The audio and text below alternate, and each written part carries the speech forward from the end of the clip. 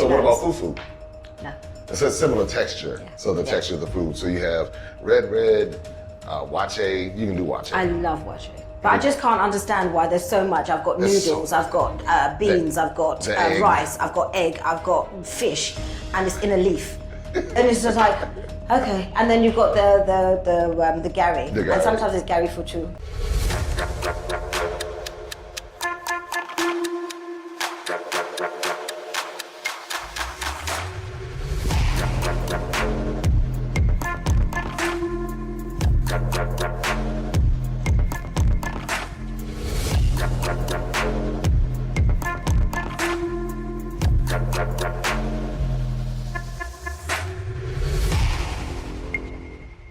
Hey, what's going on there, everybody? I am back in Accra, Ghana, one of my favorite places in the world to be, and also one of my favorite places here on the African continent.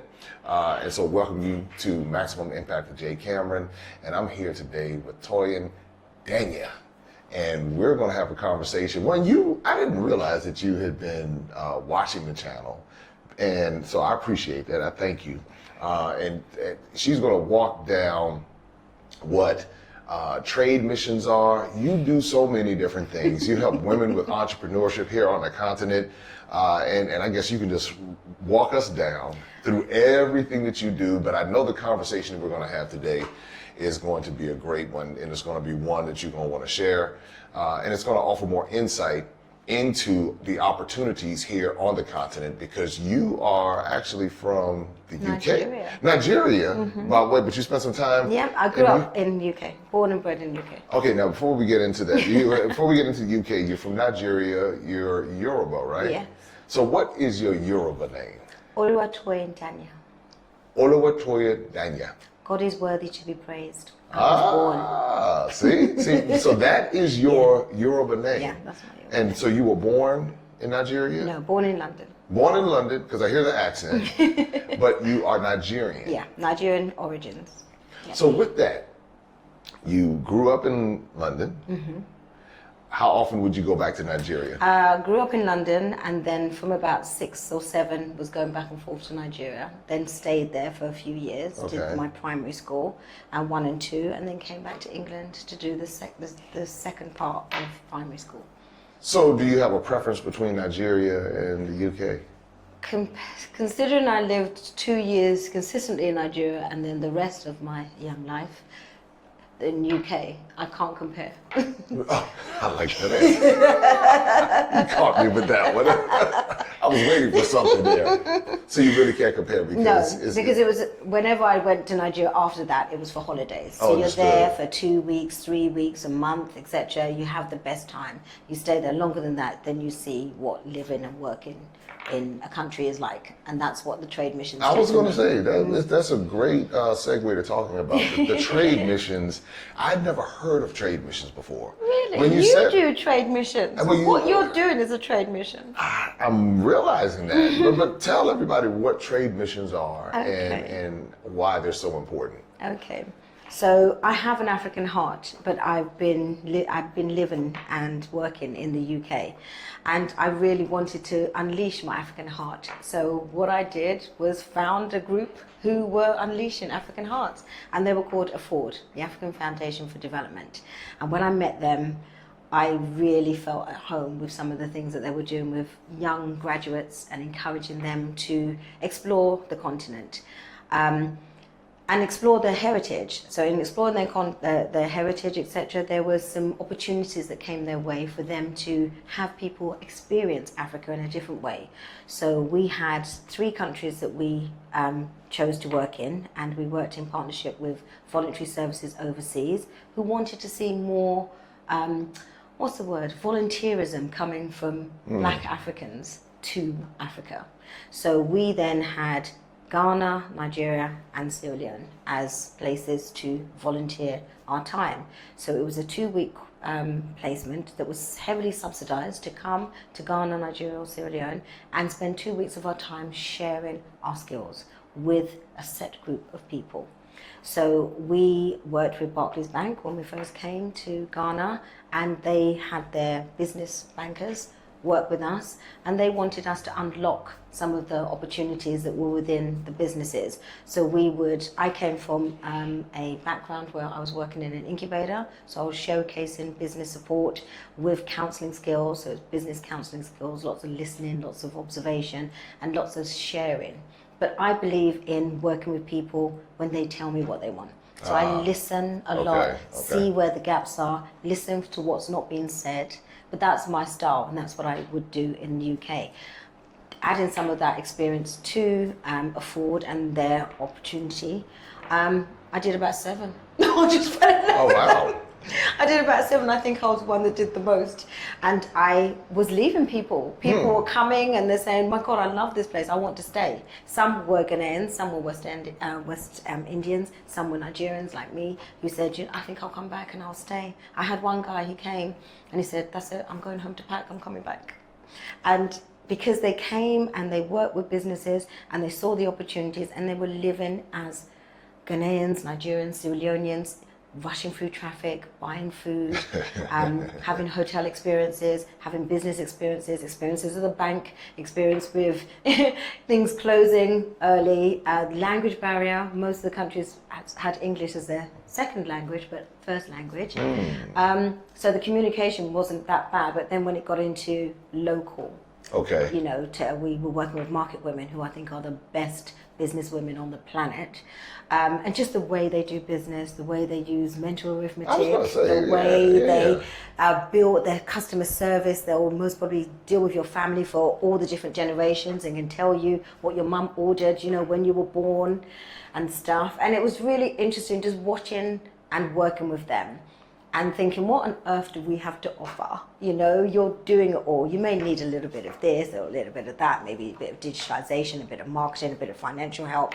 But by and large, most people had what they needed. But everyone thinks they need access to finance. But when you listen and you see what they need and you show them what they've got and then impart some basic business. So you didn't come in and try to change their... No, I personally didn't. I can't speak for anyone else. I personally took the way that I live authentically and brought it to the things that I was offering. Okay, because a lot of times you'll see where you'll come in and see how locals may be living, and then somebody will come in and say, no, we're going to change the way that you're living, and our way is better than your way, so we're going to alter what you're doing. But what I heard you say, you could see how they already had their own system in place that was literally ingenious, and they were making it work. You saw where it could use some little tweaks here and there, but you didn't go in and alter what they had. And other people wanted to alter, and I'm sure the people who asked us to come and help with some of the projects did want some alter, because we always have KPIs.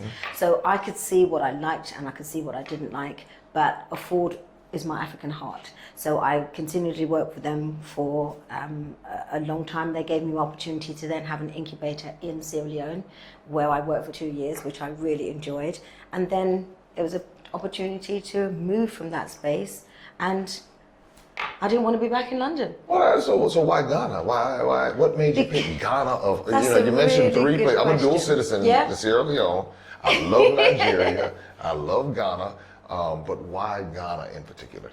As I said, when I lived in Nigeria, we would come to Ghana. Like, if I was in England and you go to Paris, it was just somewhere that you went and somewhere that I knew. And I always remember pesos. That was the coins. Yes, I was my going to dad say. would give us some pesoa and stuff. And I always remembered, it's 60 pesos for polo mints, etc. So my dad would leave us at this really nice hotel and we'd play at the pool and all that stuff. And he'd go and do his business. But we were then in Ghana.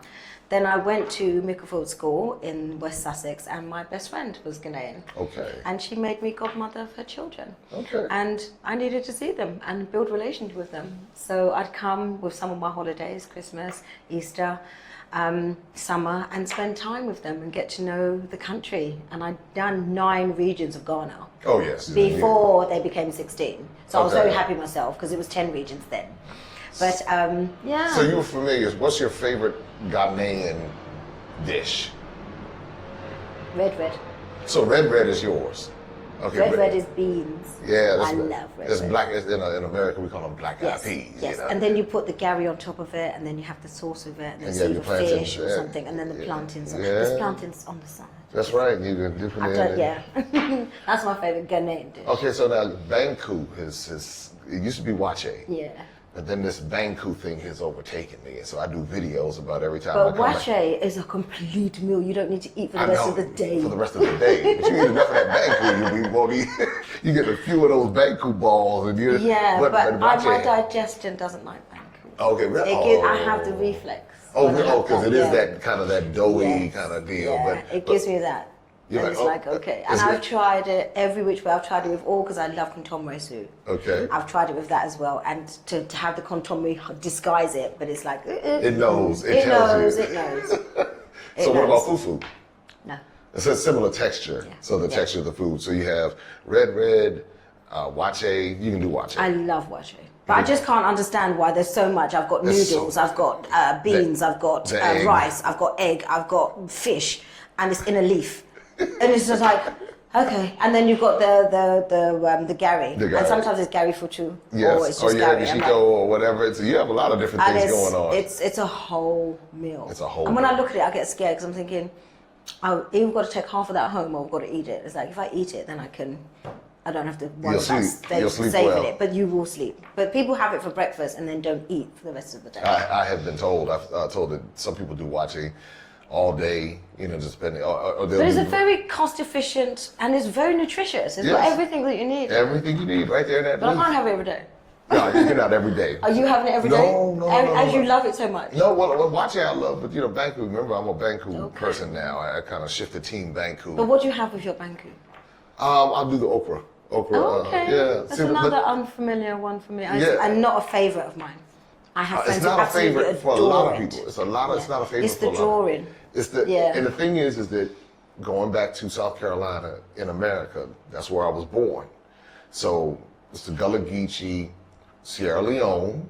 So that whole okra, Yes. rice. So would you boil the okra, or Well, you boil it. We do it all Yeah. kind of ways in South Carolina. Boil it, fry it, and we're just used to the texture. yeah, it's So the texture that because it's very slimy. For it's me. very slimy. A lot of people don't like the slime, but we're used to it. I mean, you can do if you can do boiled okra, you can do just about anything. Anything with okra. It's like eating an oyster or something like that. Okay, okay. So with that though, you're here in Ghana, Mm-hmm. and so what are you working on now?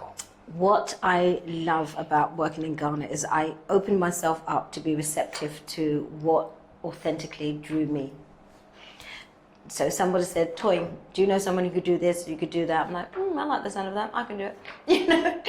So I did a little bit with a company called Djembe Communications. I did a Okay. bit of PR communications for a couple of years and really enjoyed that, and got to meet quite a lot of the PR community and meet with young people who I could inspire with communications and storytelling, because the Djembe drum is all about Storytelling. Okay. and stuff. It was a wonderful company. I had a really good time with them.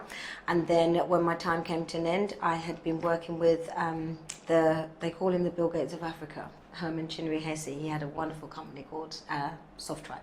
Okay. And with Soft Tribe, I was working with some wonderful young they weren't international girls, they were dealing with their work experience. So they have a year of national service. So they were positioned with Soft Tribe to work.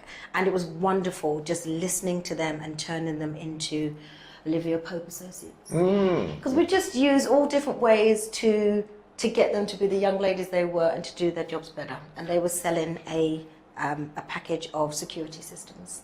Now, I have a question, because I've heard a lot of people here in West Africa, whether it be Sierra Leone, Nigeria, Ghana, Cote d'Ivoire, just depends on where you are, but they don't feel as though the opportunities exist here.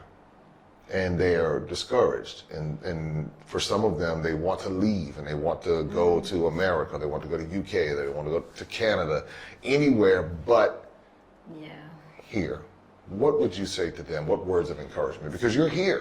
So It's interesting because working with these young girls, all of them were fantastically skilled. They were mathematic geniuses, they could do anything with a spreadsheet, etc. It's the opportunity. So if the opportunity is here, and now because of COVID, we're doing a lot of remote work. if that remote work had come back then, a lot of people wouldn't have gone. Because once you get there, it's not just about you've arrived and the streets are paved with gold. It's a reality check, which is what I got when I came here as well. There's a certain amount of time to blend. There's things you don't know because you didn't grow up there. Yeah. There's things you can't understand because you didn't grow up there. There's, habits and things that you can't adopt because they're not yours. So the young girls I were with, none of them wanted to leave. They wanted to stay. They wanted to work with good companies. So stay. Yeah, but work with good companies. They were doing their national service with SoftTribe. If SoftTribe had a role for them that was a paid job, they would stay. But there was quite a lot of them. So the whole point is you bring in lots of interns, you bring in lots of national service to give them work experience, and then you let them go out. So all of the ones I was working with all got really good jobs in Ghana. So they're still in Ghana? Yeah, they're still in Ghana. Some married and moved with their husbands, Okay. had their families, etc., still continue to do what they wanted to do. But you find people who, especially the people here now who can see social media and they want what other people have got because they think that's what it's like. Most people's lives are not real like that every day. It's the grass is always greener on the other side. And we've seen all of our men who are going over and they've been accosted at the ports and arrested and stuff. And it just breaks my heart because there is so much that is here. That's one of the things that I tell people, because oftentimes people say, I want to go to America, I want to go to America. I said, well, America's not all bad. I mean, because some of the narrative, they say that America's all bad. I'm like, well, no, it's not all bad. Like, no place is all bad. I said, if you notice, many of us are coming here. Many of us from America, from the UK, from Canada are coming here. So what is it that you have that we want? Patience. Because if you can stay in someone else's country for at least 3 years, you'll make it. If you leave any earlier than that, because there's things that happen that irritate me, of course they do, but there's things that irritated me in the UK, things that irritated me in Nigeria, things that irritated me in Sierra Leone. If I didn't like it, I would leave. But I have free will, so it's like if something isn't working for me, then I will leave. And that was my barometer. Once I get fed up, I'll leave. That's it. And it's 8 years later, and I'm not fed up. In fact, it just gets better and better, and I get to meet more and more people and find different opportunities and different ways to live in Ghana. And I just love how I live.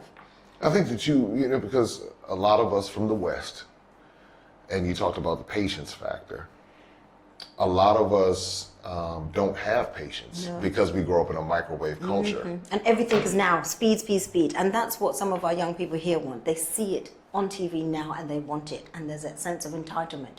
But there's something about hard work. And when you work towards something, you don't want to just leave it. Yeah. And this, for me, I've worked at building my network. They call me the Connectpreneur because I know a lot of people and I know a lot of opportunities. And I bring people and opportunities together because I can't do everything and I don't want to do everything. And I have a line. I stay in my lane. These are the things I like. If it doesn't fit in any of those things, it's an opportunity for someone else.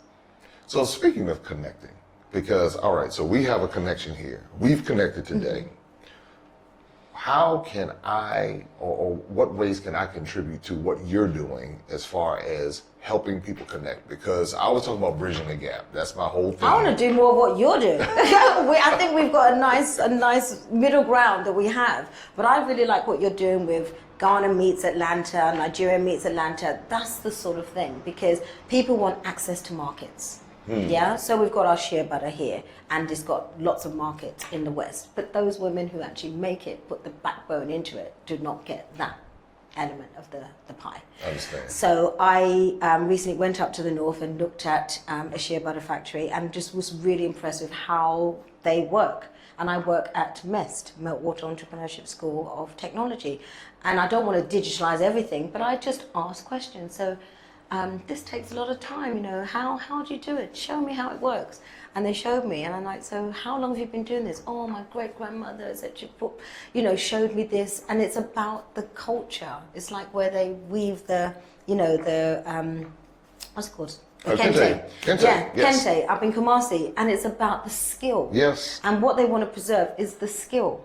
And the skill, of course, at some point, if someone finds a quick way to do it, they will do it. But there is something in the labor of The labor of producing love. shea butter. Because you think about it with the hands And it takes a long time. So they've got the big clay, pots. They've got the charcoal, and it's a whole wonderful process. Yeah. But I bought loads of shea butter from them and gave them extra. And gave them extra. Gave them extra because I then sent someone there to bring me some more. Then I told my friend to take shea butter back to the States, and she said, "Oh my gosh, they're the same people. I buy my shea butter from them." Really? And I'm like, "Oh, good, but you've never told me. See how I'm telling you? You've never told me that's where you get your shea butter from." See, that's a conversation. See, Yeah. y'all work that out. Yeah. But when you talked about the bridging the gap between, because I think you mentioned watching the video when I was in Atlanta, and I was talking to AJ, and AJ's from Ghana, and how he has his business. But then I also went to Ruby from Kua. So she's based here in Ghana, but then she did a pop-up in Atlanta.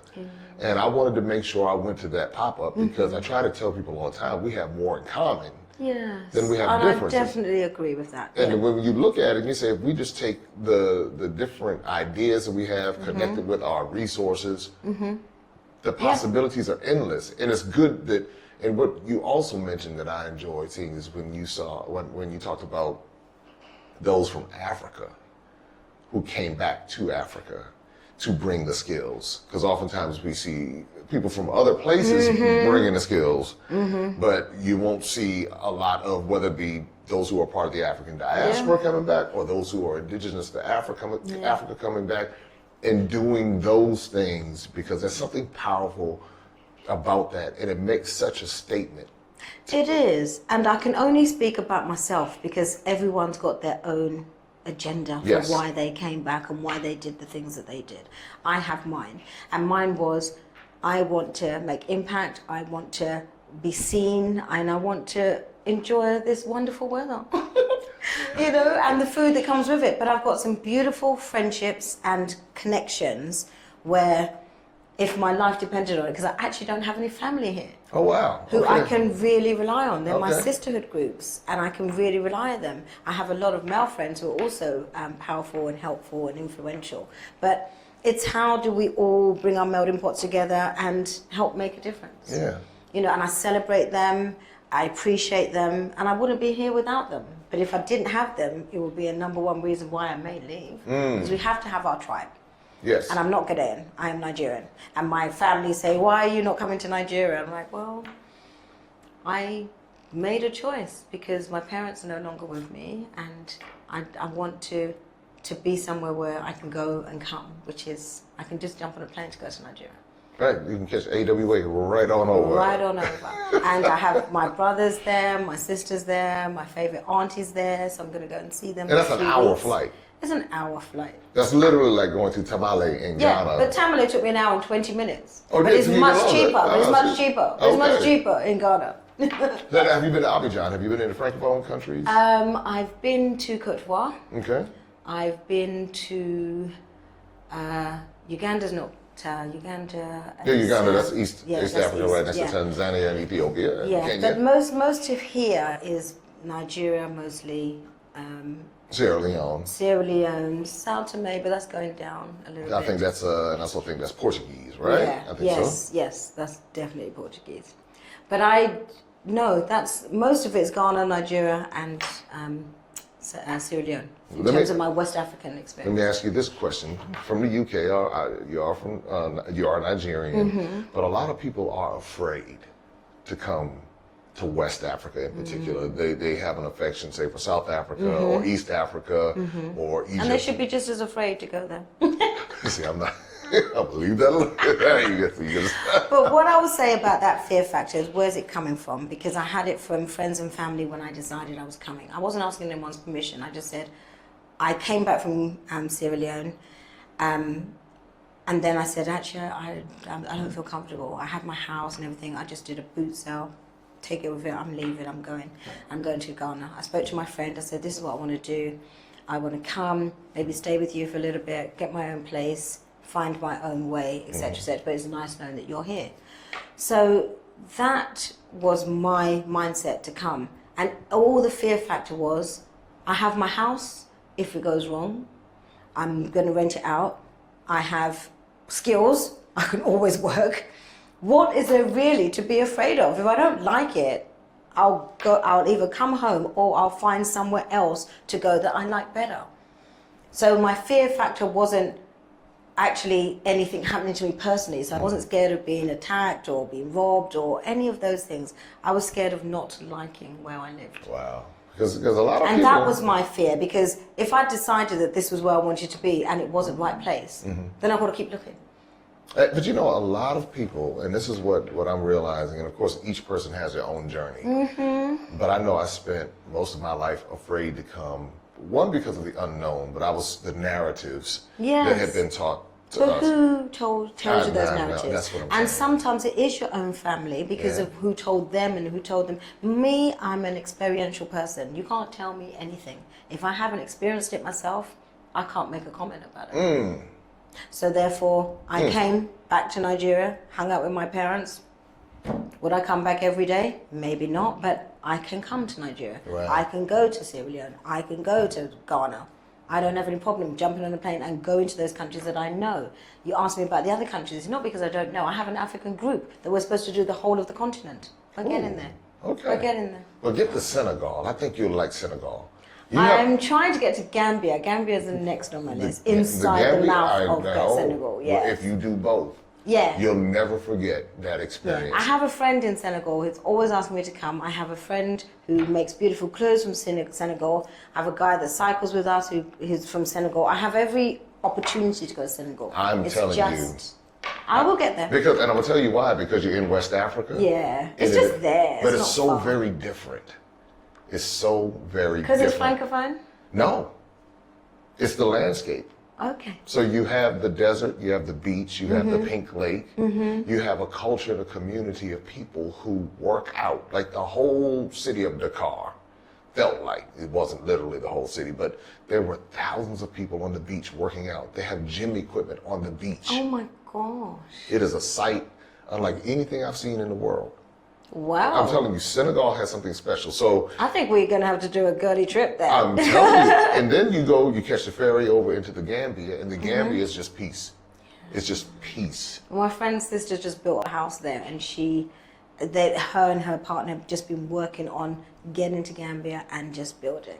So you hear what I'm telling you. So, yes. But the fear factor isn't about, you get ripped off everywhere you go in the world. You sure do. But it's about, what are you really afraid of? Come for a trip. Come for 10 weeks. Come for 5 weeks. Come for 5 days. Just come and see. And when you come, you're like, yeah, what was that about? Because my family were like, why are you going there? Why don't you go to America? I'm like, America's worse than anywhere I'm going in Africa. Very true. But I have been to America. I liked America. My niece was in America. I went to visit her in Connecticut and in New York. Lovely, nice, thank you. I've been to San Francisco with work. Nice, thank you. My cousins are in, I've got a sister in DC, I've got a cousin in DC, I've got another cousin in Carolina. Okay. Yeah. You mentioned all the spots here. Yes, DC I have is all of the opportunities. It's just, do I have the will? Yeah. Not the fear, the will. The will. And that may be what it is for a lot of people. It may be the will. I pointed, I'm sorry, I hate it. No, it's okay. It's okay, but that's the passion. That's the passion coming out. I have the will, and I've traveled to most places. The places I haven't really been to are sort of the Far East. Okay, but I see. I really want to do Africa. Have you been to East Africa at all? Yes, I've done Kenya. I've done the MISA Mile, which was just amazing. Means I can't ever go to a zoo again. I know, right? Gosh, the circle of life was right there in front of me. Simba, yes. and I want to go to the buffalo migration.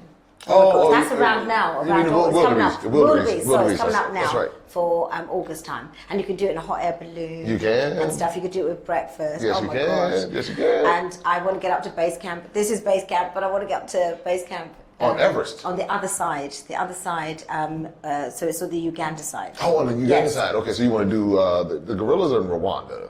The gorillas in Rwanda and Uganda. And Uganda, that's right. You can get them. So I've done Rwanda, I've done Uganda, I've done... Have you done Tanzania? I haven't done Tanzania yet. So you got to get to the Serengeti. Yeah. I've stood in both. I've been in the Masai Mara and the Serengeti at the same time. But just being on the lake in Uganda was like, oh my gosh, the eye of the Nile. Like, oh my gosh. It's just like you feel at one with nature. Yes. And you just have to enjoy it. And it's a very different experience from West Africa. Because when people talk about Africa as a monolith, I'm like, what part of Africa are you talking about? Yes, there's 54 countries here, all different.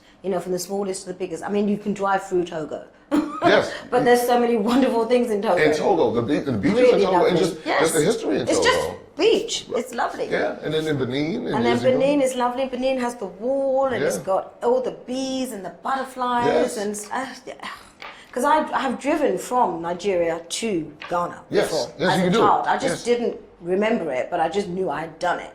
And then my brother literally brought my car from Nigeria to Ghana, and he said he had no problem till he got to Ghana. With a Nigerian registered car. It's like, the police loved him. Why did he do that? He said he'll never do it again. I said, you don't want to take it back from me? Like, no. Oh yeah, he had a situation. Yes, but that's why we've got the Africa Free Trade Agreement now. So I've worked with companies like Borderless Alliance who really want to work with helping the borders protect people. A lot of our women do cross-border trade, etc. Especially in Togo. Oh my gosh. And the amount of harassment they get, the amount of bribery and corruption that's there, and their profit to go back and feed their families and send their kids to school has been taken by these policemen. And it's like, it's not on. But, it needs a concerted effort. But, and the more conversations we have about it, because sometimes what people will do is romanticize. Yes, it's not romantic. It's not romantic. You have challenges anywhere you go. Like I love the landscape of America. It's the system of America that's the problem. I love the people in America. It's the system that's a problem. So you'll find some of the people. Some of the people, right? And you'll have the challenges with the systems in different parts of Africa. And if you don't understand that, and you're coming in with a Western expectation, then you can be disappointed when you realize, I have to give tips for everything. If I want to get you do tips in another context, in another way, in the country that you've come from. But we don't give tips as British people. That's not, you give tips because you've had really good service, for example, you do. You just don't tip because you need to get something done. Yeah, but now, I listen to my taxi drivers and their stories, etc. And they're not stories of woe just for you to give them more money. So I just do a little bit for everyone, So if it's X amount, I'll just give them a little bit extra to round it up to help with that expense of the fuel bill, and that they've got to pay this amount of money to Uber or Bolt. So give them a little extra that's for them, and they do really appreciate it. But for me, fear comes from the unknown, and it's false evidence appearing real. So I am an experientialist, as I said. If I haven't experienced it, I can't tell you about it. Well, I'll say this. I mean, this is really a great conversation. And I know that as people are listening, what you've done is help to expand their mind. Because they've been considering certain things. And like, you know what, I have not seen for myself. I have been taught and trained by other people. That they've said something that they heard from someone else. They saw something on TV. And of course, we gravitate towards the negative first. Yes. But it's such a human condition, and it's fine. But then you dispel it by coming and making that false evidence not appeal real. Wow. So, okay. Now, as we're getting ready to wrap this up, what message... That's what I'm saying. What message would you like to leave with everyone? Because I know there's so much here that you've unpacked. You've just done a little bit of unpacking. But what message would you like for someone to take away from this conversation? Live your best life. If I like exploring, I like traveling, I like food. Live based on the things that you enjoy. Because if you don't, then they're the things that you wish you had done when your time is coming to an end. Because you listen to anyone on their deathbed, they talk about what they regret. So just don't have any regrets. Enjoy what you enjoy. Own what you like, and do what you like. As long as it satisfies you. Of course you've got people in your world, but I can only satisfy myself first. Then I'm a happy person to share my experiences with others. And I can't share an experience that I didn't enjoy. I wouldn't want you to have that. If I didn't enjoy it, I would tell you my experience of it, and then you go and find your experience of it. That's what I'd like to share with you. Well, we've been talking to Toyin Danya. That's right. She's from Nigeria by way of the UK, now here in Ghana. Yep. And we love sharing these stories, and this is just another example of bridging the gap. And she's also a trade missions specialist, and among so many other things. One of the things, yes. One of the things. That's probably why we click so well, because it's like, And I haven't done one for ages, so if anyone wants to come, I've got some people who do it professionally, and I can set you up with them. And what's the best way for people to reach out to you? It's like, are you on social media? Yes, I'm on social media. You can find me on LinkedIn, just under my name, Toyin Danya. You can also find me on Facebook, and I also have a Twitter handle. Well, you all know what to do, because here's the deal. This is what I want you to do.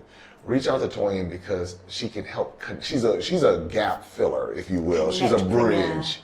And you heard the wealth of opportunities that she's helped to create for others here in Ghana. And so you may have an expertise. You may want to learn more about trade missions. You might want to learn how you can connect with trade missions. Or you may want to learn how you can take your skills and leverage them in other parts of Africa, maybe in your country. Who knows?